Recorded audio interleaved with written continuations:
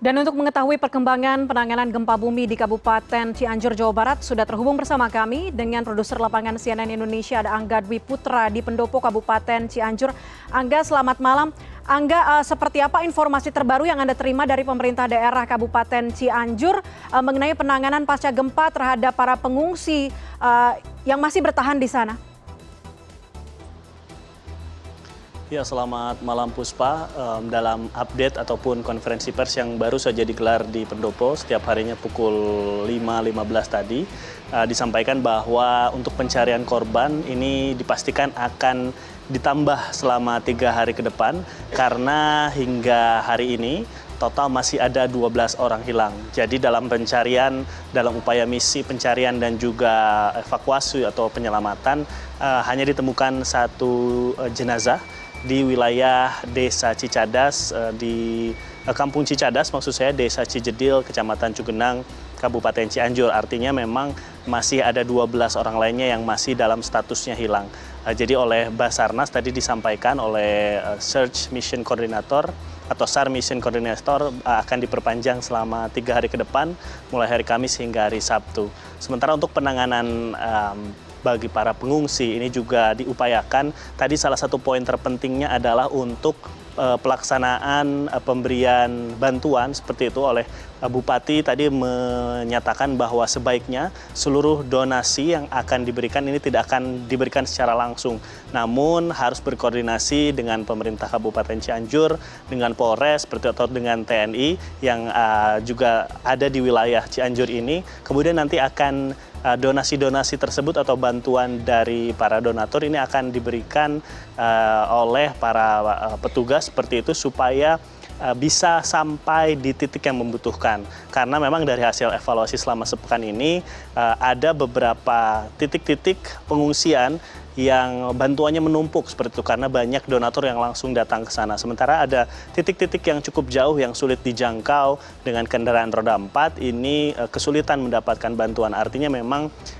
untuk lebih memudahkan koordinasi dan juga data juga sudah dikumpulkan oleh BNPB, kemudian juga oleh pemerintah Kabupaten Cianjur, oleh pihak polisian dan juga TNI yang bertugas di sini. Ini nanti bisa menyalurkan bantuan sesuai dengan kebutuhan.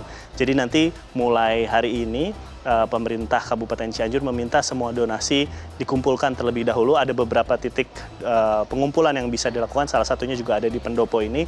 Kemudian nanti baru akan disalurkan sesuai dengan kebutuhan masyarakat, terutama untuk wilayah yang sulit dijangkau dengan kendaraan roda 4 nanti akan diantarkan dengan kendaraan roda 2 seperti itu, dan ada beberapa titik juga yang masih dilakukan dengan bantuan melalui udara ataupun helikopter.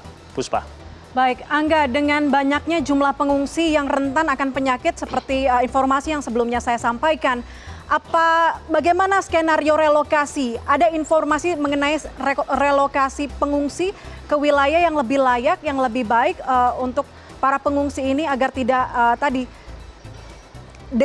tidak menghadapi penyakit-penyakit lainnya di pengungsi yang sekarang ditempati? Mohon maaf Puspa, bisa diulangi lagi pertanyaannya? Bagaimana kemudian skenario relokasi pengungsi, Angga, yang juga diinformasikan bahwa pengungsi akan dipindahkan ke salah satu tempat, ke suatu tempat agar tadi tidak rentan terhadap sejumlah penyakit saat ini? Ya Puspa, jadi memang pengungsi saat ini dipusatkan, sudah didata memang ada di 441 titik.